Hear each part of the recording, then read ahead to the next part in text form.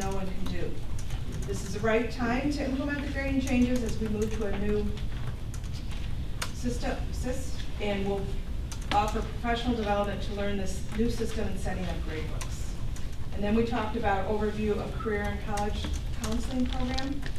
Mr. Mesmer updated us on some of the early accomplishments of the career and college teams. Counselors, career counselors, and college admissions specialists are working in close proximity together with increased visibility, and with the extra time offered by the hybrid schedule, are able to deliver support to students without pulling them from class, which is important. Planned events and job fairs are in the works, as well as virtual reality field trips. Networking and marketing is on the rise due to the work of the district career coordinator, Dr. Laura Cook, and her team. Business partnerships have increased to 561 internships this year, which I believe was well over business partners. What did I say? Internships, but so 561 business partners. Oh, then it should be corrected. Typo, that's okay. That's okay, but that's well over what our goal was, isn't it? Way over. Yes. And we were, I think our experiences is over 1,200. So that's the individual students. 561 is our businesses. That's okay, fantastic. And I had the opportunity, along with President Board Member Carla Owen, to see Dr. Cook and Ken Wallace and Carla present at the National School Board meeting this past year on the work that's being done, and it's absolutely fantastic. I think we should do another abbreviated update from Dr. Cook at some point, right? Yes, because it's... She's Sean and I talked about that. We've got a couple things coming this spring. Okay. Then we talked about instructional services update college and career readiness indicators. As part of the foundational work for the competency-based grading system, behavior grades were removed from the report cards in 2014. And replacing behavior grades are 3 skill categories and 3 skill ratings. Skill categories are learning mindset, work ethic, and teamwork, while the ratings are beginning, progressing, and meets. A committee of teachers and administrators designed the categories, and we'll get feedback from English teachers before rolling out in 2019-2020. These college and career readiness indicators will appear on the report card quarterly. The plan is to share with our business partners and with Mr. Kirchner, Maine West Athletic Director, will pilot with coaches at West. Member Bessler, myself, added that learning how to network is key, falls under teamwork, as well as seeking and offering help when needed. Parents and students will be educated on the new report card prior to its implementation. And then finally, we had some public employee comments. Julie Hayden and Jen Sarashinsky, members of the MTA, addressed the committee about enhancing communication and requesting support to learn the new system, student information system, new schedule, and new grading system. Committee members thank the MTA for attending and are glad to hear the conversation. Dr. Wallace also appreciated the MTA's involvement and comments. There being no further items, the meeting was adjourned at 8:07 p.m. It was very substantive and thorough meeting, a lot covered. In all the committee meetings, actually. A lot of it. So for those of you who are here from the public, who want to learn a lot more about what we're doing, a lot of it happens at the committee level. Thank you to everyone for summarizing. Okay, we're going to move along to item 4, monthly status of finances. Mary? There are 3 items. The first is the November financial report. On the expenditure side, the only fund that is trending slightly higher than budget is the tort fund, and that's because our legal fees are trending a little high this year, as well as some of the property liability renewal was slightly above what we thought it would be. On the revenue side, the only fund that's lagging in terms of revenue is the transportation fund, and that is solely the state's quarterly payments. So how that fund will do is dependent upon how much money the state gets and when they make those payments. The next item is the budget parameters. As stated earlier, we are anticipating a deficit of no more than $3 million as we build the 2019-20 budget. In terms of the timeline and assumptions, those are also included. The budget timeline encompasses a 12-month process now, where we start in October and we end in September with the adoption of the final budget. And the third item, as discussed earlier, was the Sprint property and liability renewal, which takes place on January 1st. The renewal was actually rather favorable when you take into account that in the past 5-year period that we looked at, we've had 2 claims that not only went through the script $250,000 layer, but also went into the reinsurance layer. One was about $450,000. That was the chiller itself. And then the flood basement was about a $300,000 claim. So we're pleased with the job that Scrimp is doing.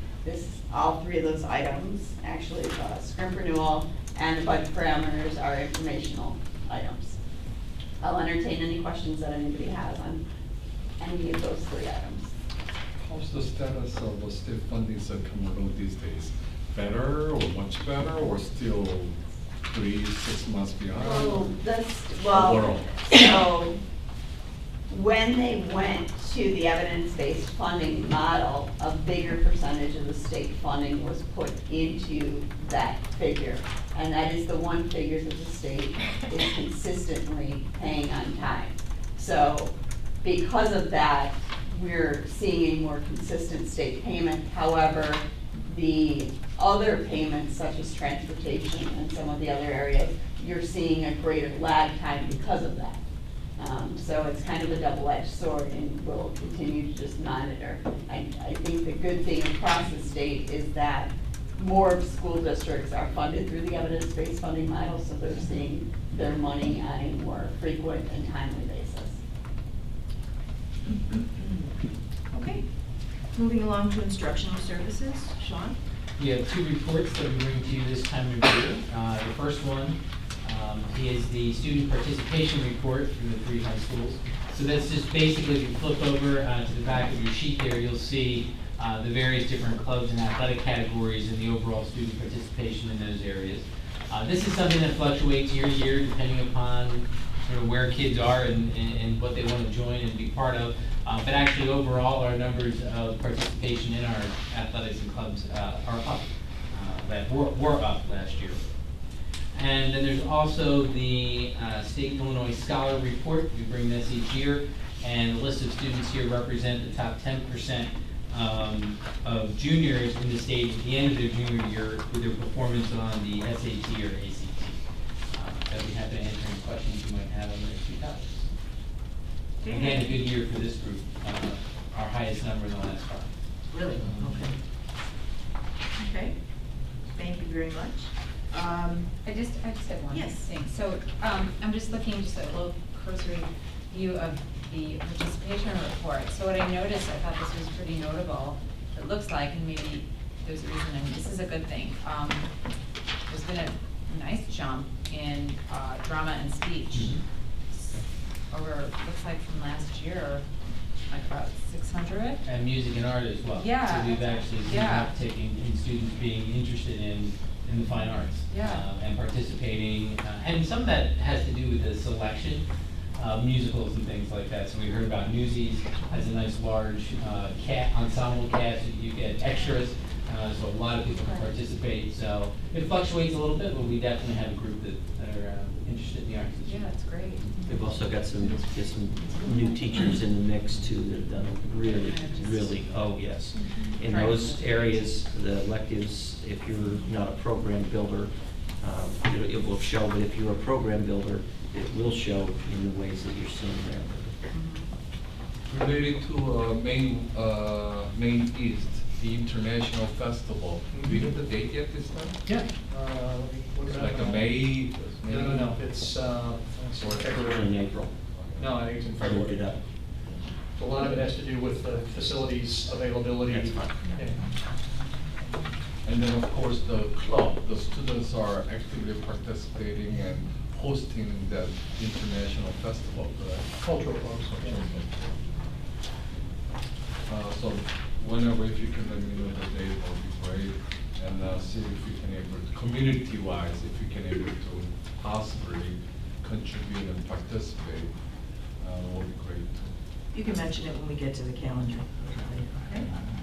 Okay, Ken, monthly update on FOIA requests? 3, and they've either been processed or being processed. Okay. Could I have a motion on items 7A through F, the consent agenda? Second. Thank you. Okay, Janine, would you take the roll, please? Wrestler. Collins. Coyle. Aye. Lee. Aye. Owen. Aye. Can I have a motion on item 8A? This is the special education student tuition in 8. Thank you. Second. Thank you. Mary? Yeah, I see my name got put on this one, so I'm gonna go with, we had 2 students move into the district, which prompted us to do a mid-year contract change with NSSEO. And you can see the tuition and aid cost for those students. And it's again based on what the appropriate placement for our students. Okay. Any questions or comments on that? Okay, we'll take these each one at a time. Would you take the roll, Jean? Collins? Aye. Lee? I, Bessler? Coyle? Aye. Owen? Aye. Can I have a motion on item 8B? This is the 5-year contract extension for Quest. Thank you. In We the, talked about this. yes, in the Quest renewal, we talked about it at committee. There are 2 annual components. One is that they provide about $270,000 worth of free meals for students on free and reduced lunch. And then we have a base contract amount of $115,000 annually. Any free and reduced lunch amount that exceeds the $270,000 is just deducted from $115,000. So we've been netting about $85,000 a year.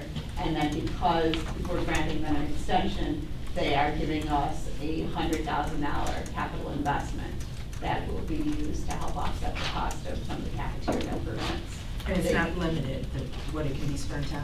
No, it's on capital improvements for Okay. cafeterias. So it is limited in that it has to be used on cafeterias, but not outside of that. Okay. And I did notice there's a safety and sanitation pilot. Is that new? So that is not new. So, Just and part of a it. lot of times, we're adding that language.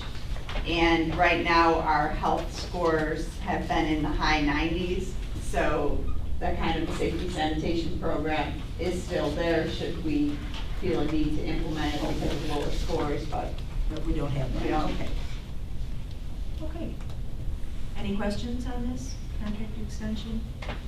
Okay, would you take the roll? Lee? I, Coyle? Aye. Collins? Bessler? Owen? Aye. Can I have a motion on item 8C? This is the 5-year contract with the auditors. Second.